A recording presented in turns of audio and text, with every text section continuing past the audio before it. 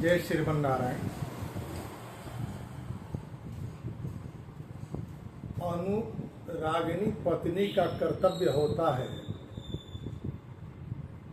कि अपने पति के सामर्थ्य के भीतर ही किसी प्रकार की याचना करे। कोई ऐसी याचना न करे जिससे उसके पति या परिवार के ऊपर संकट की आशंका घनीभूत हो जाए। वन आते समय भगवान श्री राम से भगवती सीता ने उनके द्वारा वनवास जन्य कष्टों का वर्णन करने पर कहती हैं, पत्रम मूलम फलम यत्तु अल्पम वाजदि वा बहु दास्य से स्वयमाहृत्य तन्मे अमृत रसोपमम्। हे आर्य, वनवास की अवधि में मैं आपसे अपनी ओर से किसी प्रकार की याचना नहीं करूंगी। पत्र मूल फल आदि जो भी सहज रूप से आप लाएंगे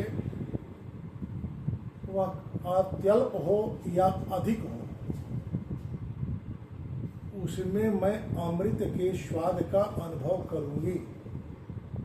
वही सीता आज पंचवटी में एक स्वर्णमय मृग पर अनुरक्त होकर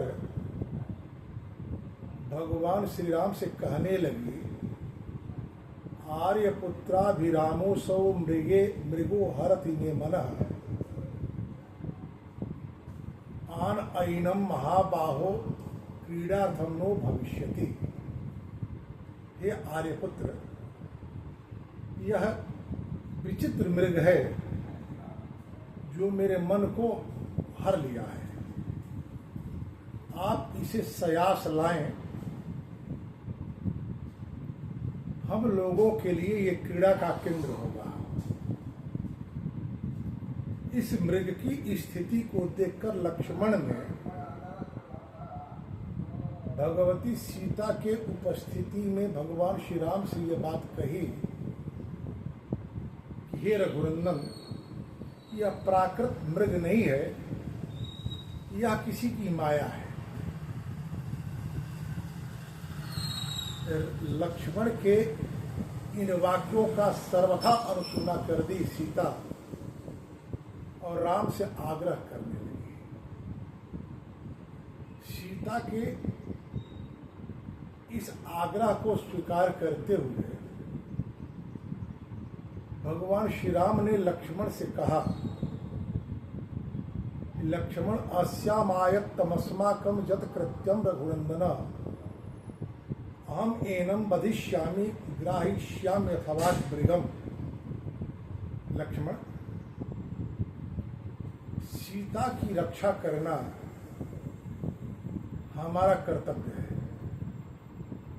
ऐसी स्थिति में इस मृग को पकड़कर या मारकर मैं लाऊंगा। इस मृग को पकड़ने या मारकर लाने में सीता की रक्षा कैसे सिद्धि? मनु जी महाराज कहते हैं कि बाल्यकाल में कोई स्त्री अपने पिता के संरक्षण में, युवा काल में पति के संरक्षण में, तो वृद्धावस्था में पुत्र के संरक्षण में सुरक्षित होती है। इसे स्वतंत्र नहीं रहना चाहिए। मनु के इस नीति के विरुद्ध आज अनेक नवबुद्धिवादी आपत्ति किया करते हैं। उन आपत्ति करने वालों के लिए भगवान श्री राम का यह वाक्य, अस्याम अयत्तमस्माकम, सीता की सुरक्षा हमारी, हम लोगों की प्राथमिकता है। किसी की सुरक्षा का अर्थ यह नहीं होता कि उस पर आने वाली विपत्ति से उसे बचाया जाए, मत इतना नहीं होता, बल्कि सुरक्षा का अर्थ यह होना चाहिए यह किंचित किसी के भीतर भाव की उत्कट स्थिति बन जाए और उसे बौद्धिक स्तर पर उस भावना के से प्राप्त होने वाले परिणाम से परिचित न करवाया जाए, तो उन भावनाओं के कारण वह कभी भी लोक मर्यादा का अतिक्रमण कर अपने जीवन को संकट में डाल सकती है। इधर महर्षि अगस्त्य ने यह बात श्री राम से कही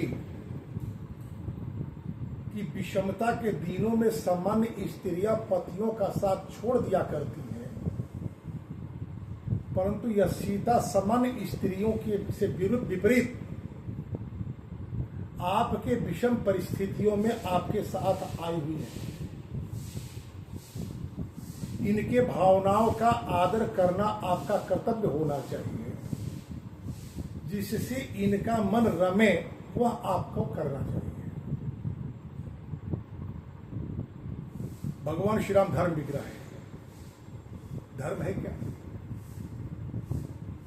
धर्म है अपने आचार्य और ब्राह्मण की आज्ञा मानकर अपने संबंधियों के साथ संबंध की मर्यादा की रक्षा करना।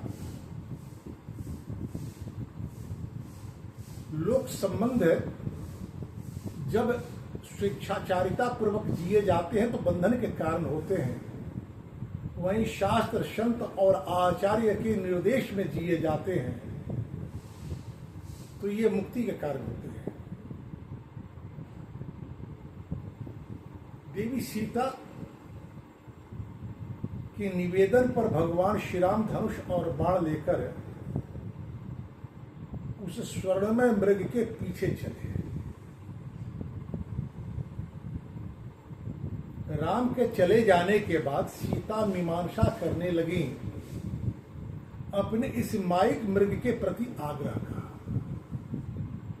और स्वयं से कहती हैं, काम वृत्तमिदं रौद्रम स्त्रीणाम अस्तदृशम मतम वपुषा तु अस्य सत्वस्य विस्मयो जनितो मम। मुझ जैसी स्त्री में यह कामवृत्त कामनाओं का जो आवेग है, रौद्र दुर्दमनीय अर्थात स्वेच्छाचारिता, इसका होना उचित नहीं है। तो फिर सीता यह बात केवल आज ही इनके मन में नहीं आया। पत्रम पूलम फलम यत्तु अल्पम वा यदि वा बहु के माध्यम से भी सीता अपने इन्हीं विचारों को व्यक्त करती है कि मैं कामनाओं से शून्य होकर आपके साथ वन में रहती हुई प्रसन्नता का अनुभव करूंगी। कामना शून्य होकर के वन आने का आग्रह करने वाली सीता आज कामनाओं के आवेग में पूर्व वाक्यों को विस्मृत कैसे करती? ऐसा हो ही नहीं सकता। कहती है, बपुषा त्वस्य सत्वस्य विस्मयो जनितो मम। इस माय मृग का जो सुंदर सौष्ठव शरीर है, ये मेरे मन को विस्मित कर दिया, मेरे मन में विस्मय उत्पन्न कर दिया। विस्मय होता क्या है? तो विविधेषु पदार्थेषु लोक सीमातिवर्तिषु विस्फारश्चेतसो यस्तु स विस्मय उदाहृतः। संसार के अनेकानेक पदार्थों में लोकोत्तर दृष्टि का होना ही विस्मय है। सीता के अवतार, राम के अवतार का जो उद्देश्य है, उस उद्देश्य को ध्यान में रखते हुए ही महर्षि वाल्मीकि ने अपने इस कृति का 3 नाम दिया: सीताया चरितम महत्, पौलस्त वध और राम चरित, रामायण। सीता और राम के अवतार का उद्देश्य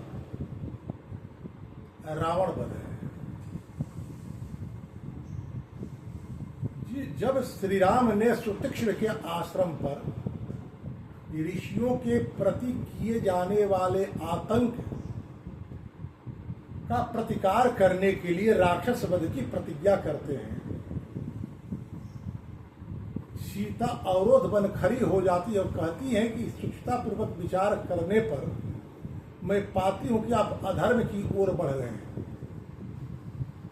क्योंकि श्रेष्ठों के आज्ञा का पालन सबसे बड़ा धर्म है और वन आने के पहले वनवास की शर्त तापस वेश विशेष उदासी 14 वर्ष राम वनवासी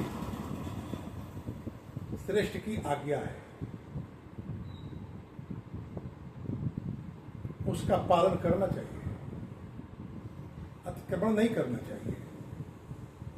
लेकिन जब महर्षि अगस्त ने राम के द्वारा यह कहे जाने पर कि मेरी इच्छा है कि आपके आश्रम पर ही वनवास की शेष अवधि व्यतीत करूं, महर्षि अगस्त भगवान श्री राम से कहते हैं कि राम, आपके वन आने का उद्देश्य पूर्ण नहीं होगा,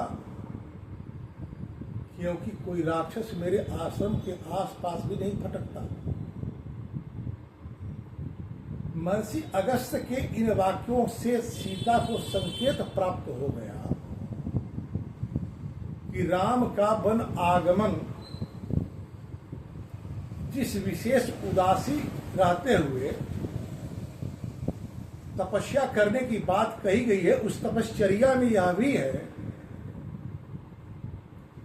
कि सांस्कृतिक पुनर्उन्नयन के लिए यदि किसी का वध करना पड़े तो करना होगा, और इस माइक मृग के ब्याज से भगवती सीता लोकोत्तर चिंतन करने लगी कि सामान्य मृगों से विपरीत, जैसा कि लक्ष्मण कहते हैं कि यह माइक मृग है,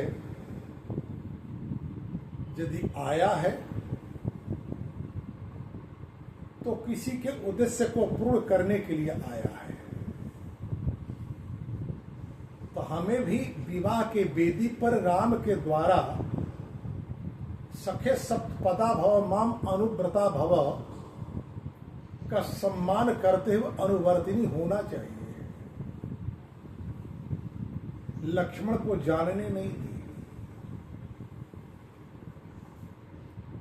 कैकेयी ने राम के वनगमन की बात करती हुई महाराज दशरथ को निरुद्ध कर दी कुछ पूछने से, यह कहते हुए कि दूसर बर मांगौ कर जोरी पुरवहु नाथ मनोरथ मोरी।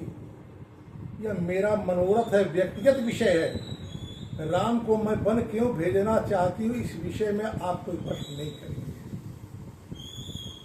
तो खरदूषण त्रिशिरा के वध के बाद जब यह सूचना जाती है रावण के पास, तो रावण विचार करता है खरदूषण मौसम बलवंता तेहि बिनु मार सकई भगवंता, ऐसन जाय बैरिहट करिहं पूर समेत भव सिंधु तरिहं।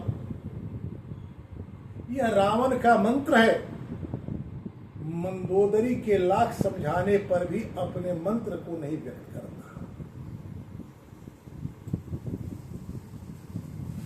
मनोरथ उन्हीं के सफल होते हैं जो कार्य की परिणति तक पहुंचने के पहले अपने विचार, अपने मनोरथ को किसी से नहीं करते। यह बात केवल राम और सीता के बीच की है, लक्ष्मण से भी यह बात छुपाई जा रही है।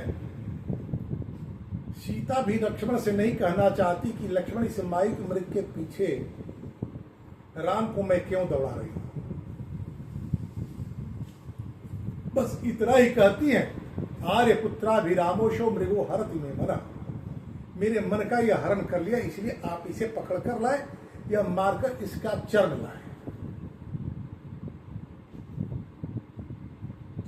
भगवान श्री राम भी लक्ष्मण से बस इतना ही कहते, अस्यायाम तस्माकं यत् कृत्यं रघुनंदन अहम एनम वधिष्यामि गरिष्याम अथवा मृगम।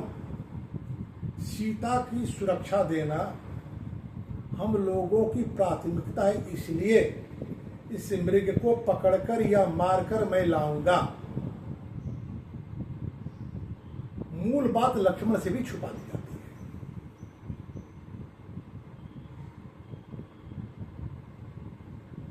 भगवान श्री राम उस माया मृग के पीछे जाते हैं। सीता को इस बात की व्यवहारिक दृष्टि से तनिक भी चिंता नहीं है कि इस माइक मृग के पीछे दौड़ाने पर राम के जीवन में संकट आ सकता है, मेरे जीवन पर भी संकट आ सकता है। ऐसा क्यों? देखिए, प्रारब्ध जो होता है उसे भोगना पड़ता है। संसार में जन्म लेने वाला जीव जहां अपने पूर्वकृत कर्मों के संस्कार जन प्रारब्ध से बंधकर आता है, वहीं परम पिता परमात्मा लोक की व्यवस्था को पुनर्व्यवस्थित करने के लिए जिन संकल्पों के साथ अवतार धारण करते हैं, उन संकल्पों के साथ वे बंधे रहते हैं। ज्योतिष शास्त्र का यह सिद्धांत है, तारे से सुख भावस्थे जाया तस्य न वशे सदा। स्वयं सत्य प्रियो धीमान धर्मात्मा दंत रोग युग। महर्षि पराशर के बृहद पराशर होरा शास्त्र ये बात आती है कि जिस जातक के जन्मांग जन्म कुंडली के सप्तम भावाधिपति चतुर्थ भाव में होते हैं, वह सत्य प्रिय होता है, बुद्धिमान होता है, परंतु उसकी पत्नी सदा सर्वदा अपने पति के वशवर्तिनी नहीं होती।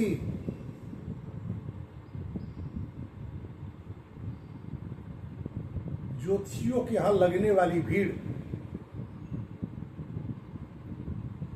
और ज्योतिषियों के द्वारा फल प्राकथन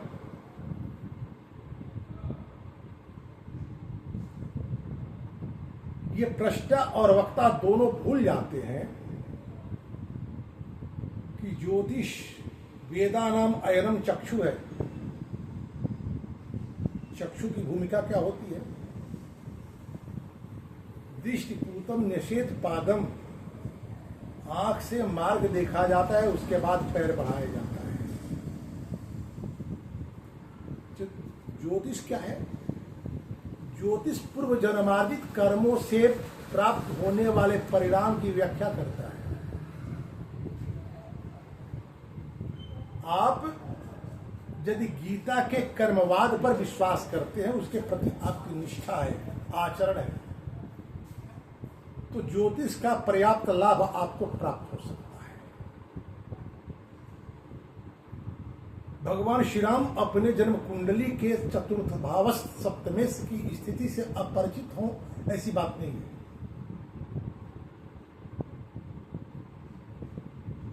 जो सीता सुतीक्ष्ण आश्रम पर राम के द्वारा की गई प्रतिज्ञा के विरुद्ध धर्म की दुहाई देती हैं, तपस्वी जीवन में शस्त्र की उपयोगिता पर प्रश्न खड़ा करती हैं, आज वही सीता श्री राम की उस प्रतिज्ञा को पूर्ण करने का अवसर दे देती है। स्वयं सत्य प्रियो धीमान, धीमान बुद्धिमान, सत्य प्रिय, जैसा कि भगवान श्री राम ने कहा था सीता के द्वारा अवरोध उत्पन्न करने पर कि सीते, मैं अपने जीवन का परित्याग कर सकता हूं, आपका और लक्ष्मण का परित्याग कर सकता हूं, परंतु इन ऋषियों के प्रति की गई प्रतिज्ञा का परित्याग नहीं कर सकता। यह राम की सत्य प्रियता है। और आज उस प्रतिज्ञा के प्रति भगवान श्री राम की जो निष्ठा है, प्रतिबद्धता है, उसको अवसर यदि सीता तस्य न वशे सदा के आधार पर उपलब्ध करवा रही हैं, तो भगवान श्री राम को सीता के वाक्यों को मान लेने में आपत्ति क्यों? इसलिए भगवान श्री राम मान रहे हैं।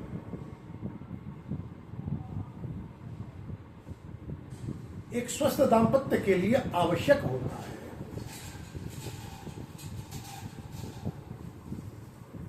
कि पत्नी अपने पति के संकल्पों को पूर्ण करने के लिए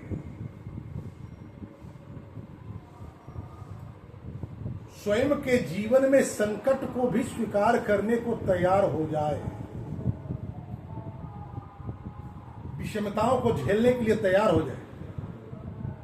और दाम्पत्य निष्ठ पति का कर्तव्य होता है कि पत्नी के कोमल भावनाओं या भावनाओं के आग्रह